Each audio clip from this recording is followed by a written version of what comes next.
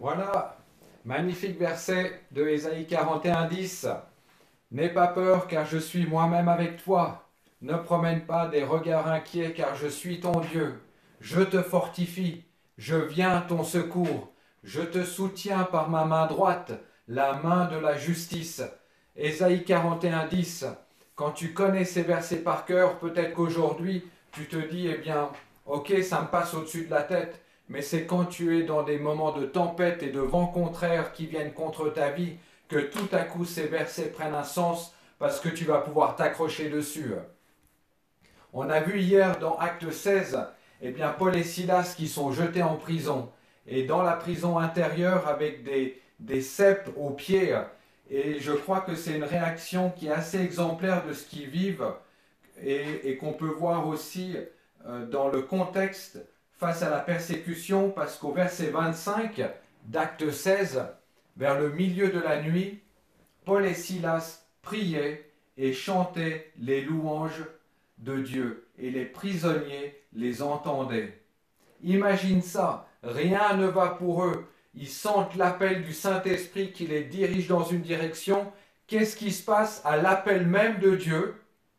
Ils sont emprisonnés. Et là, tu peux te dire, mais Dieu m'a appelé. Alors pourquoi est-ce que je dois vivre cette tribulation? Pourquoi je dois passer par cette épreuve alors que Dieu lui-même m'a appelé? Combien de fois tu es passé par quelque chose et tu as dit, mais est-ce que Dieu n'a pas voulu ça? Et pourquoi est-ce que tout me tombe dessus? Et ils vivent cette même chose. Ils sont jetés en prison et pourtant ils continuent à prier et à chanter. C'est un exemple pour toi et pour moi. Ne regarde pas Paul et Silas, ne regarde pas comme les apôtres comme des personnes qui sont tout en haut de l'échelle, tout en haut de la hiérarchie. Ils sont aussi humains que toi et que moi, dans leurs faiblesses, dans leurs doutes, dans leurs questionnements. Mais pourtant, ils s'accrochent à la seule personne et à la seule présence qu'ils connaissent. C'est en Christ, c'est dans leur Seigneur. Et ils prient et ils chantent les louanges de Dieu. Et ça nous montre et ça nous indique que véritablement pour eux, alors qu'ils ont reçu une direction qui était claire du Saint-Esprit, d'aller en Macédoine, Philippe est la première. Philippe, c'est pas une personne, c'est la région, c'est la ville. Philippe est la première ville de cette région. On le voit au verset 12. Et cet emprisonnement ne leur fait pas perdre ni leur confiance en Dieu, ni leur joie. Et ils ne cessent de continuer à louer Dieu, de reconnaître qui il est, de reconnaître la suprématie, la seigneurie de Dieu, la présence de Dieu, de l'acclamer, de le chanter, de le louer. Et ils ne se lamentent pas de la dureté de leur mission. Est-ce que moi-même je me rends compte de ce que je suis en train de lire? Paul et Silas ne se lamentent pas de la dureté de leur mission. Et ils ne remettent pas en question les directions qu'ils ont reçues de la part de Dieu, qui a été tellement claire, où Dieu leur a parlé au travers de cette vision. Ils ont vu qu'ils devaient aller en Macédoine, ils y sont allés, et ils passeront eh bien, par des menteurs. Ils passeront par des moments difficiles. Est-ce que tu passes par des moments difficiles? Romains 8, 35, 39, je te laisse lire ça. C'est une magnifique promesse qu'on pourrait apprendre aussi par la suite.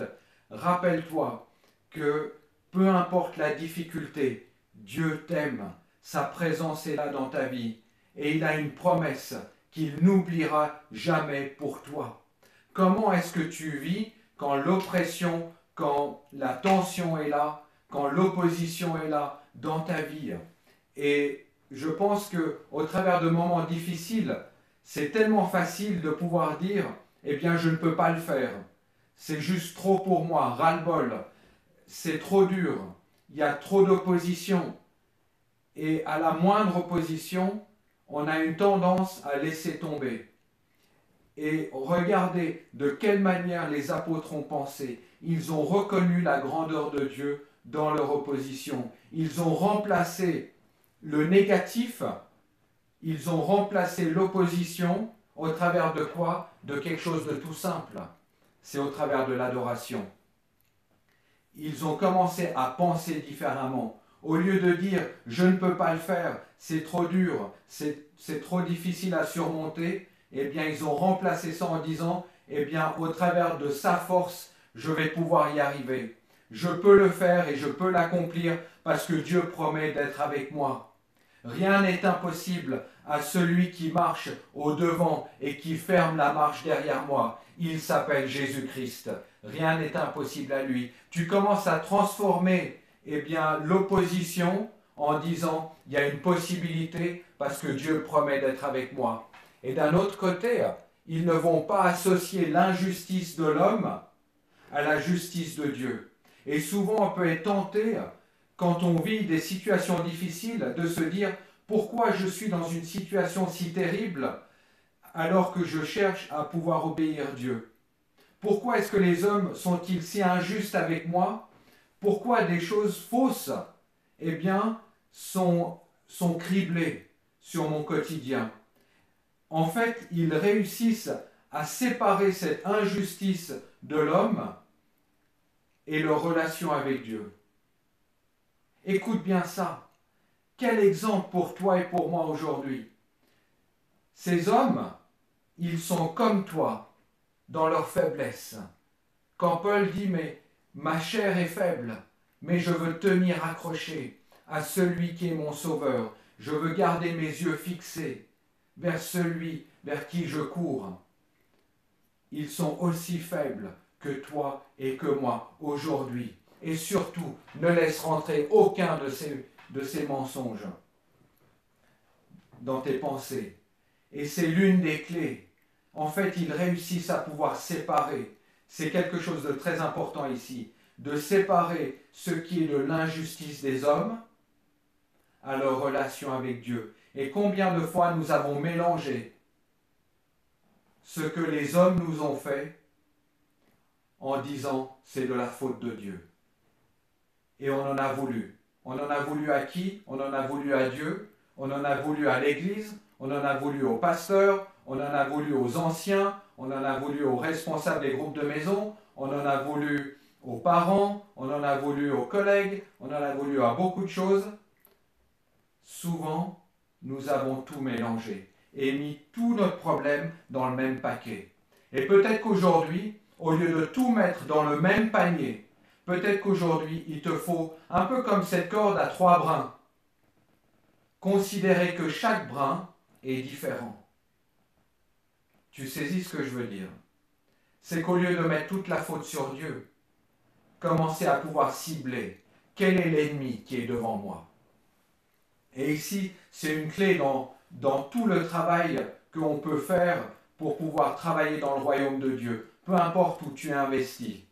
Et de pouvoir se dire, eh bien, il faut pouvoir séparer cette injustice. Vraiment, c'est la chose la plus importante. L'injustice des hommes et la justice de Dieu. Et ici, c'est en fait la force de Paul et de Silas. Et cela ne surprend, ça les surprend pas. Et ça ne surprend pas Paul, qui sait que tout ce qui est fait, eh bien, il y aura de l'opposition qui est là. L'opposition, pourquoi? Parce que quand tu prêches l'évangile, il y a une opposition. Alors, vaut mieux ne jamais prêcher. C'est peut-être pour ça qu'il y a tellement de chrétiens qui restent chez eux à la maison et qui se disent, vaut mieux ne pas témoigner, comme ça, il n'y aura pas d'opposition. C'est beaucoup plus facile. Il y a un prix à payer. Dans ce confinement dans lequel on est, Dieu est en train d'émonder. Dieu est en train de couper les branches, peut-être qui ne servent à rien. Est-ce que je vais faire partie, moi, de ces branches qui ne portent pas de fruits, qui ne servent à rien? Porter du fruit, écoutez-moi bien, ce n'est pas de la productivité. Si tu cherches à vivre que dans la productivité, alors tu vas être que dans le faire. Mais porter du fruit, c'est de pouvoir vivre cette intimité, c'est de pouvoir vivre ce cœur à cœur avec Dieu. Et quand tu tombes amoureux de Dieu, tu commences à servir dans le royaume de Dieu. Là, ce n'est plus faire pour faire. Ceux qui vivent pour produire, eh bien, ne sont que dirigés pour pouvoir assouvir un besoin ou un semblant de besoin dans leur cœur. alors que Dieu t'appelle, premièrement, à être dans une relation avec lui. Mais quand tout découle d'une relation, alors il y a un désir, il y a un amour à pouvoir le servir. Mais tout prend son sens dans la relation et dans l'intimité. La délivrance des apôtres a pris naissance dans l'adoration et dans l'intimité quand ils ont commencé à chanter et à adorer Dieu. Et dans le même temps, ils gardent cette confiance en Dieu. Dans l'opposition, ils savent que Dieu est toujours le même, quelles que soient les difficultés du moment. Ils savent aussi qu'au travers de leur obéissance, eh bien, toute la façon de modeler le royaume de Dieu, eh bien, va pouvoir prendre naissance au travers de qui ils sont, dans leur intimité. Et parfois, nous avons une fausse conception de l'obéissance. Et on se dit, j'obéis, je vais être en sécurité. Si j'obéis, si je fais, si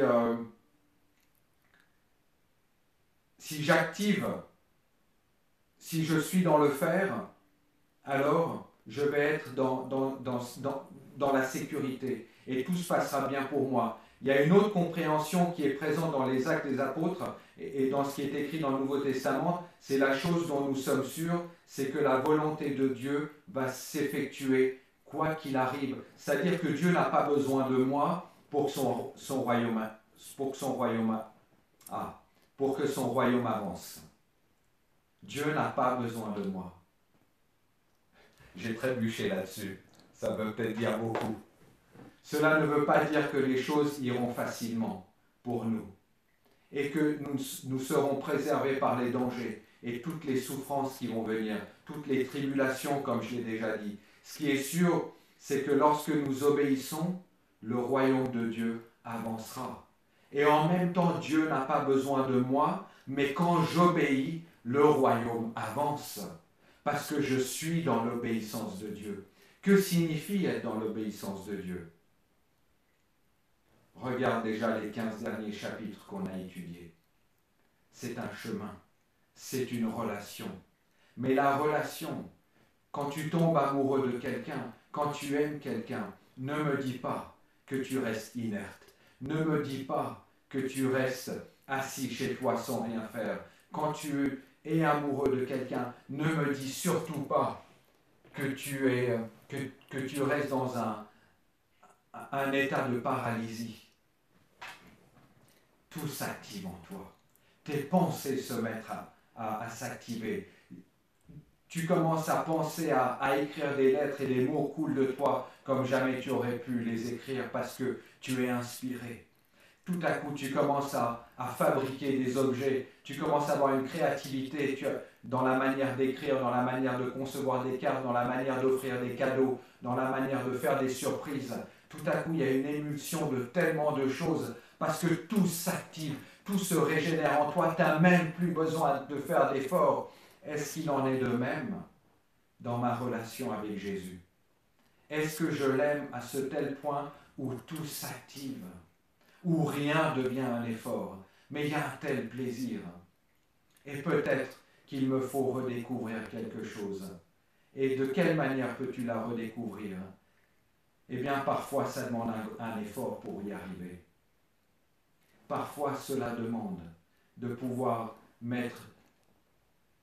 venir dans cette intimité avec lui.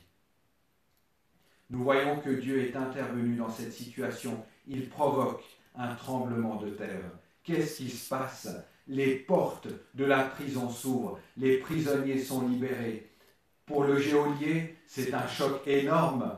Imagine ce qui est en train de se passer pour lui. On voit que suite à cette intervention, eh bien, il réalise que Dieu est présent. Il y a une découverte et la question qui se pose, eh bien, nous la voyons et on la verra demain au verset 30.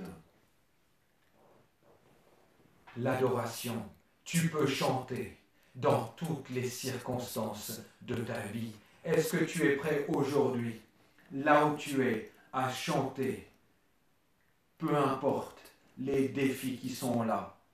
Alors tu peux dire, mais tout est dur, j'ai perdu l'être le plus cher dans ma vie. Quelqu'un est décédé, j'ai perdu mon enfant, j'ai perdu mon conjoint, j'ai perdu mon travail, J'ai perdu à la bourse tout l'argent que j'avais. J'ai perdu mes amis. J'ai perdu ma santé. Oui, tu as tout perdu. Et Jésus est passé par là, parce qu'il a aussi tout perdu. Et les disciples sont passés par là, eux aussi sont tout perdus. Et ils sont un exemple pour toi et pour moi, de dire, mais avec mon Dieu, je peux apprendre parce que Dieu n'est pas une option. Comme quand je choisis une belle voiture pour mon quotidien, parce que j'aimerais avoir telle ou telle option. Et parfois, on considère que Dieu est cette option dans notre voiture qui vient finalement apporter un mieux dans mon quotidien. Non, Dieu n'apporte pas un mieux dans mon quotidien. Non, Dieu n'apporte pas, et Jésus n'apporte pas un mieux, simplement un mieux, une option dans mon quotidien, parce qu'il n'est pas un mieux, il est tout. Il est tout et il environne tout ce que je suis. Il environne ton monde. Du matin jusqu'au soir et du soir jusqu'au matin, il environne tout ce que tu es.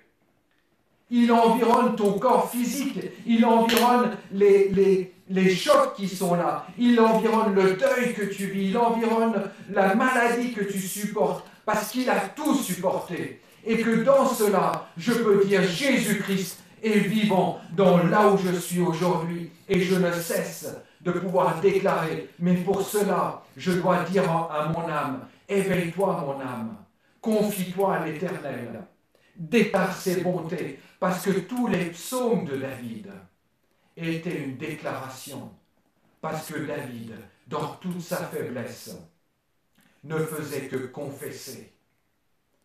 Combien de fois il me faut confesser jour et nuit? Ça ne tombe pas du ciel comme ça. C'est une marche comme Jésus a marché avec la croix sur ses épaules. Ça a été un chemin de croix. Et de la même manière, je veux pouvoir marcher dans cette adoration qui va m'amener à la liberté parce que tu gagnes du terrain sur le jeu de l'ennemi.